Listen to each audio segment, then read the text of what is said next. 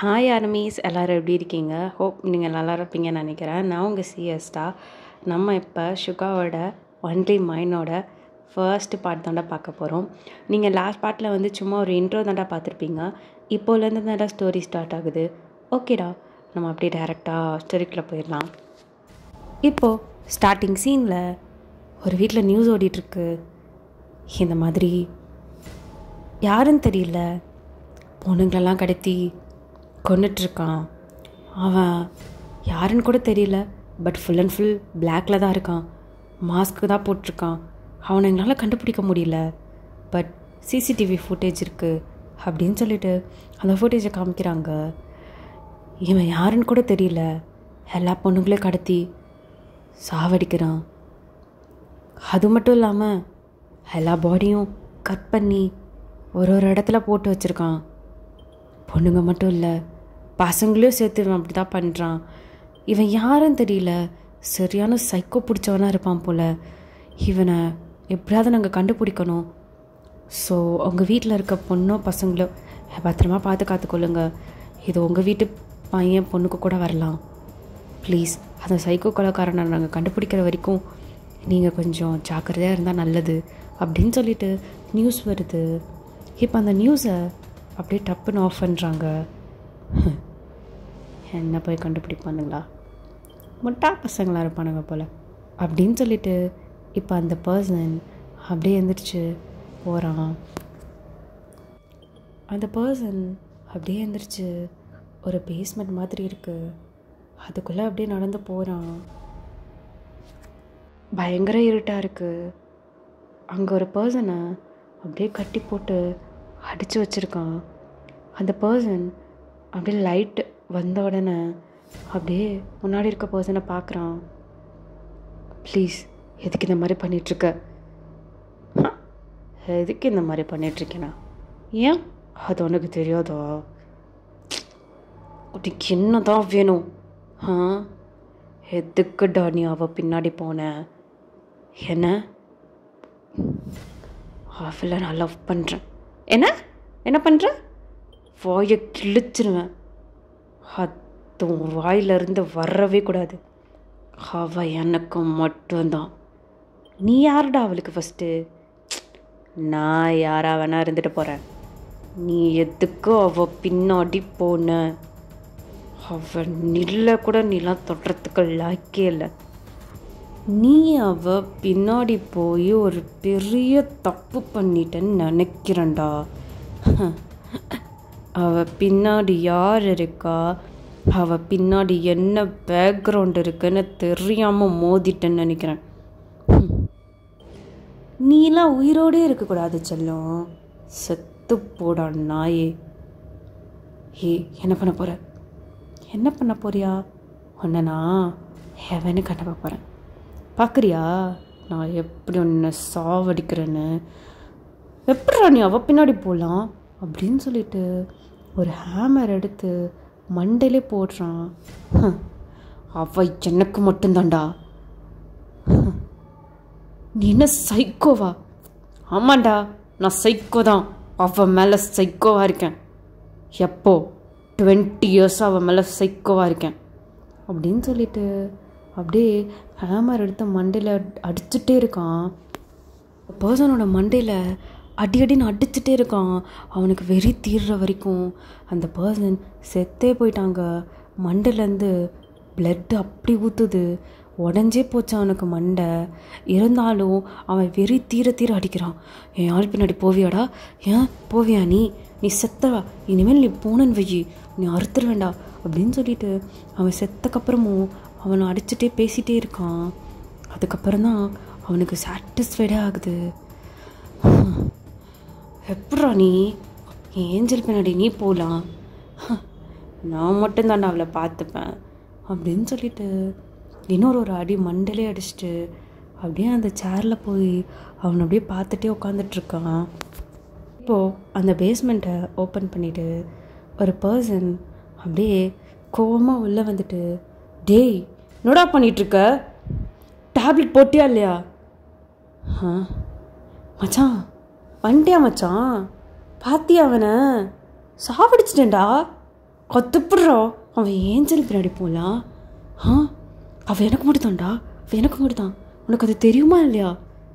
டேய் சுகா, என்னடா டேப்லெட் போட்டியா இல்லையா? மச்சான் அது எப்படிடா? அவ பின்னாடி எப்படி அவன் போகலாம்? அவன் எனக்கு மட்டும்தான், உனக்கு தெரியுமா தெரியாதா? சுகா டேப்லெட் போட்டியா இல்லையா? மச்சான் நான் சொல்கிறத கீழடா. சுகா உனக்கு பைத்தியம் பிடிச்சிருக்கடா. ஆமாம் பைத்தியம் தான்டா. நான் என் அம்மா மேலே பைத்தியமாக தானே இருக்கேன். எனக்கு தெரியுமா? அவன் என் ஹாஸ்பிட்டலில் தான் வேலை பார்க்குறான். சுகா தயவு செய்து டேப்லெட் போடு புடி.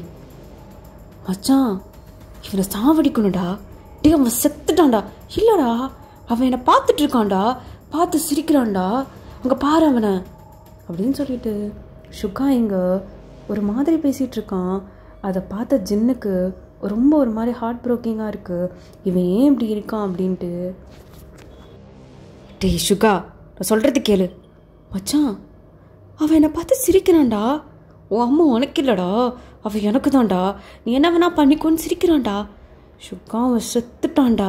இல்லை இல்லை அவன் என்ன பார்க்குறான், அவன் என்ன பார்க்குறான். என்கிட்ட இருந்து என் அம்மாவை பிரிச்சிருவான்டா. எனக்கு என் அம்மா வேணும்டா. அவன் இல்லாமல் நான் எப்படிடா அப்படின்னு சொல்லிட்டு சுகா அப்படியே ஃபைண்டாக கீழே விழுகிறான்.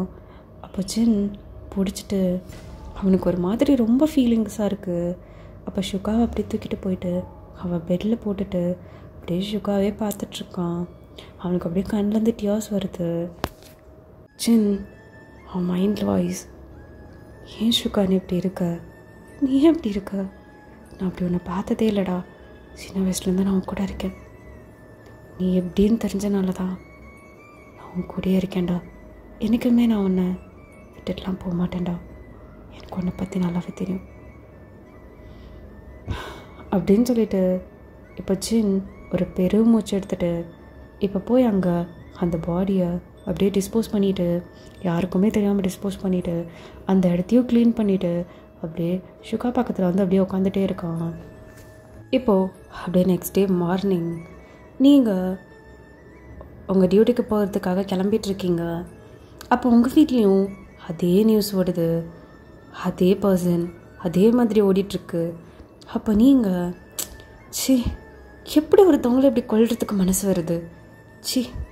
அந்த பர்சன் என்ன தானோ அவெல்லாம் உயிரோடு இருக்கிறதுக்கே வேஸ்ட்டு. நம்ம ஜாக்கிரதையாக இருக்கணும்ப்பா, என்ன தான் மனுஷங்களோ அப்படின்னு சொல்லிட்டு இப்போ நீங்கள் அப்படியே உங்கள் ஸ்கோப் எல்லாத்தையும் எடுத்துகிட்டு ஜேஹோப் அண்ட் சாய் உங்களுக்காக வெயிட் பண்ணிட்டுருக்கானுங்க. நீங்கள் அவங்க கூட அப்படியே போயிட்டுருக்கீங்க. அப்போ நீங்கள் கேட்குறீங்க, நியூஸ் பார்த்தீங்களா அன்றைக்கி? பார்த்தோண்டி, பயமாக தான் இருக்குது, யார் அந்த பர்சனே தெரியல, எதுக்கு ரொம்ப ஜாக்கிரதையாக தான் இருக்கணும் அப்படின்னு சொல்லிட்டு அப்படியே பேசிட்டு போயிட்டுருக்கீங்க. நீங்கள் 3 பேரும் அப்படியே பேசிட்டு அப்படியே பஸ் ஸ்டாண்டில் போய் நின்றுட்டுருக்கீங்க. அப்போது சுகா உங்களை ஃபாலோ பண்ணிவிட்டு அந்த காரில் வந்து நின்றுட்டுருப்பான். ஜின் எப்போதாண்டா அவளை போய் நீ சொல்ல போகிற நான் தான் உன் அம்முன்ட்டு? ஏண்டா அப்படி தூரத்துலேருந்தே பார்த்துட்ருக்க? இல்லை மச்சான், நான் யாருன்னு தெரிஞ்சா என்ன ஏற்றுப்பாளன்னு தெரியலடா. லூசு மாதிரி பண்ணாதடா. உனக்கும் அவளை பிடிக்கும், அவளுக்கும் உன்னை பிடிக்கும் தான் நினைக்கிறேன். வாய்ப்பில்லடா, சின்ன வயசில் நான் பண்ணது அப்படி. மேபி அவளும் உன்னை தேடிட்டு இருந்தா. இல்லைடா அப்படின்னு சொல்லிட்டு இப்போ சுகா தூரத்தில் அவங்கள பார்த்துட்டே இருக்கான். அப்போ சாய், ஏய் எங்கடி ஒன் ஜாக்சன், ஏண்டி நீ வேறு சும்மா இரு, எங்கே இருந்தால் அது வந்துட போகிறான். அவனும் உன்னை 2 இயர்ஸாக லவ் பண்ணிருக்காண்டி. நீயும் சொல்கிற பாடு இல்லை. எனக்கு அவனை பிடிக்கும்டி, ஆஸ் அ ஃப்ரெண்டாக பிடிக்கும். ஏண்டி அதுக்கு உன் அம்முதான் காரணமா? ஏண்டி நீ வேற, ஏண்டி நீயும் 20 இயர்ஸாக அவனை தேடிட்டுருக்க. ஆமாம், அவன் எங்கே இருக்கானோ தெரில. விடுடி, யாரோ ஒரு அவன் இமேஜினேஷன்லாம் ஒன்று கிடையாது. அவனை சின்ன வயசுலேருந்து எனக்கு தெரியும். ஆனால் ஒருத்தர் கூட அவனை பார்த்ததே இல்லையடி. சின்ன வயசு ஃபோட்டோ மட்டும்தான் வச்சுருக்க. சும்மா இருடி, அவன் எனக்காவது என்னை தேடி வருவான், அப்போ பார்க்கலாம். இப்படியே நினச்சிட்டு அப்படின்னு சொல்லிட்டு ஹோபி மண்டேலே தட்டுறான். போடா, உனக்கு ஒருத்தி இருக்கால, அவளை அப்படியே பீத்திட்டு திரிவேல, அவக்கூடயே போ, எதுக்கு நீ ஆள்கிட்ட வர அப்படின்னு சொல்லிட்டு சண்டை போட்டுட்ருக்காங்க. ஐயோ சரி சண்டை போடாதீங்க அப்படின்னு சொல்லிட்டு இங்கே அப்படியே ஷுக்கா உங்களை பார்த்து சிரிக்கிறான். ஷுக்கா, நீ சிரிக்கிறது எவ்வளோ நல்லா இருக்கு தெரியுமாடா, நீ அவளை பார்த்தா மட்டும்தான்டா சிரிக்கிற, ஏண்டா அவகிட்ட போகலாம்ல. மச்சான் வேணாம், மச்சான் வேணான்னா வேணாம், செம்ம இரு, நான் அப்படியே அவளை தூரத்துலேருந்தே பார்த்துக்கிறேன். இப்போது உங்களுக்கு ஒரு ஃபோன் கால் வருது. நீங்கள் அதை பார்த்துட்டு என்னடி எதுக்கு நீ இவன் கூப்பிடுறான் அப்படின்னு சொல்லிட்டு சாய் கேட்குறா. அட்டன் பண்ணி பேசு அப்படின்னு சொல்லிட்டு ஜிஹோப் அதை அட்டன் பண்ணி விட்டுறான். எருமை மாடு. ஹலோ வயன். சொல்லு ப்ரோ, என்னாச்சு? ஜாக்சனுக்கு என்ன ப்ரோ? ஜாக்சனை யாரோ கொலை பண்ணிட்டாங்க. என்ன? யாரு? எனக்கு தெரிஞ்ச அந்த சைக்கோ தான் நினைக்கிறேன். என்ன சொல்கிறீங்க? பாடி ஒன்று கூட கிடைக்கல வயன். நீ அவங்க வீட்டுக்கு வரியா அப்படின்னு சொல்லிட்டு அவன் ஃப்ரெண்டு சொல்கிறான்.